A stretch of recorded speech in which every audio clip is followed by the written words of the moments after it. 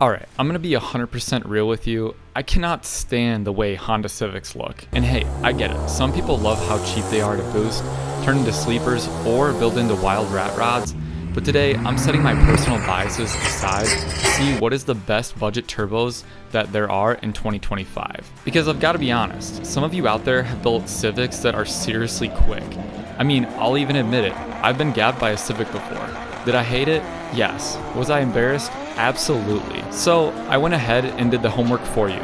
Here's my list of the best budget turbos for the Civic in 2025. So you don't have to spend hours digging through the internet yourself. Let's get into it. And at number 10, we have the T25/T28 clone kits, the eBay/CX Racing ones. These are the ultra budget entries.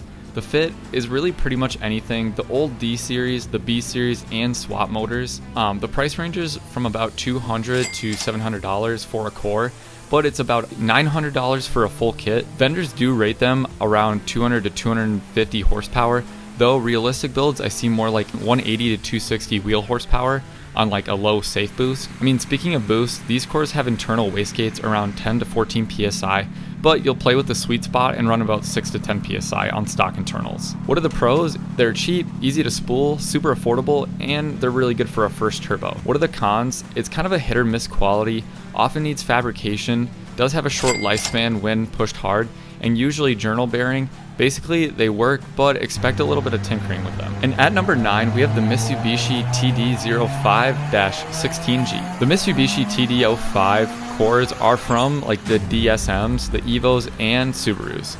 Like a beast budget basically, when you're building a BK swap for engines. You'll pay about $140 to $350 for a used or rebuilt core, maybe even more, like depending on if it's new. The vendor horsepower ratings between 300 and 380 horsepower, and that's what a lot of people get with like decent fuel and tune. The boost is often run to 7 to 10 psi on stock springs, though it can be pushed a little harder. The pros are it's rugged, it's cheap, and good mid-range power. What are the cons? It does need fabrication with the manifold and adapters, and often journal bearing cores. And at number 8, a real step up, the Garrett GT2860R or the GT28Rs. They're perfect for K20s and K24 swaps and around the 1.8 to 2.4 liter setups.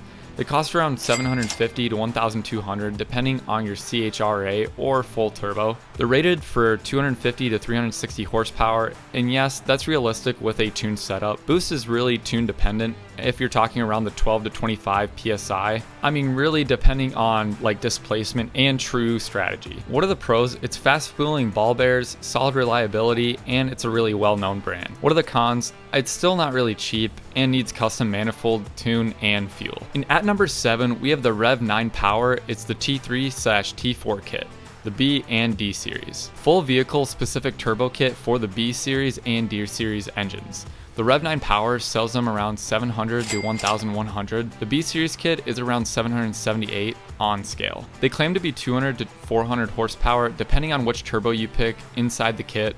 The wastegate usually springs about 7 psi, so you can swap to boost smarter. The pros includes intercooler, hardware, good valve for a complete system. What are the cons? The fitment reports mention minor fab work like manifolds, studs, and piping trimming. At number 6, we have the CX Racing T28 kit. It's the D series. These kits are clearly made for the D series Civics, the 1992 to 2000s. The price clocks in around $985.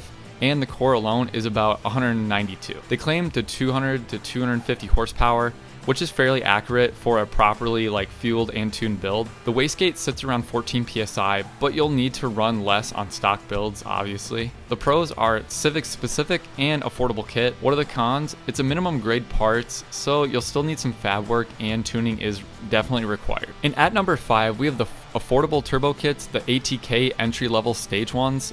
They're like the stage kits. The ATK sells engine-specific kits in tiers, like entry, stage 2, stage 3 for D and B and K series. Entry starts from around $699, going up all the way to $1,600. The stage 1 entry kits average around 200 to 300 horsepower. Farther up, you can hit the 400 horsepower range. The pros are its clear tiers, better quality than random eBay junk, and good documentation. What are the cons? It still needs to be tuned, and I get, with every turbo, some fab work. And at number 4, we have the CX Racing GT35 kit. If you want really serious horsepower on a budget, the GT35 kit is really where it gets real. It fits the B, the K, and the B series swaps. Kits are roughly around 900 to 1,100. Cores on eBay run about 330 to 500. They support 400 to 450 wheel horsepower depending on your tune and fuel. You can boost it up to 20 to 25 psi. What are the pros? Solid power steering, ball bearing options, good parts, and ecosystem. What are the cons? It is a larger turbo, so it will equal the slower spool,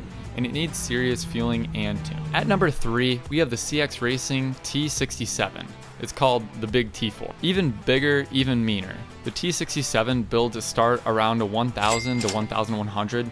These kits support the 400 to 500 wheel horsepower, and we're talking about serious numbers here now. Expect to be 20 psi in boost, like even more than that, obviously. The pros, it has big power ceiling on a budget. What are the cons?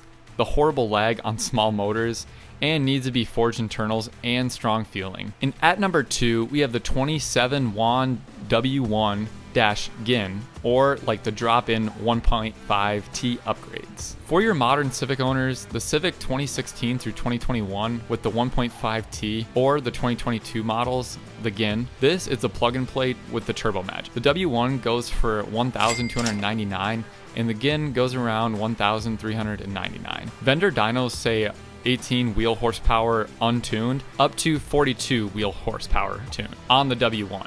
Even up to 65 wheel horsepower on the E85. The GIN claims to support 330 wheel horsepower plus, and the map sensor caps you up around the 27.5 psi, so you don't overboost. What are the pros? It is drop-in, engineered for your car, supported parts, daily friendly, and it's big gain on your stock 1.5T. What are the cons? It's pricier, and you'll still need to get a tune and supporting upgrades to hit those kind of numbers. And at number 1, we have the GT35 kits. I mean, I would call this like the best overall value. The GT35 kit from the Rev 9 or CX Racing is my pick for the best overall budget turbo. It fits the D and the K series swap platforms. The price is around 900 to 1,100 for 300 to 450 wheel horsepower. With solid fueling and tune, boost usually reads around like the 15 to 25 psi. What are the pros? It's best power per dollar, tons of community knowledge, and ball bearing option. What are the cons? Bigger turbo lags unless engine is built, and needs serious tuning and fuel. On an older build budget, want a cheap fun? Just go with the T25, T28 clones, or the CX Racing T28 kit. Will get you into that 180 to 250 wheel horsepower range. But if you want serious power without breaking the bank, the GT35 kit is the sweetest spot at that 300 to 450 wheel horsepower and still budget friendly. Just remember, tune, fueling, and proper supporting mods are mandatory. Don't crank boost using stock injectors or no tune and expect a long run, especially if you push toward that 300 wheel horsepower. All right, thank you guys for watching. Let me know in the comments kind of what you're running. I'm always like down to see in the comments and talk to you guys down there. So yeah, let me know if you guys liked the video. Subscribe, hit the like button if you would like. Yeah, thanks guys for watching. See you guys next time on Torque Savvy. Peace.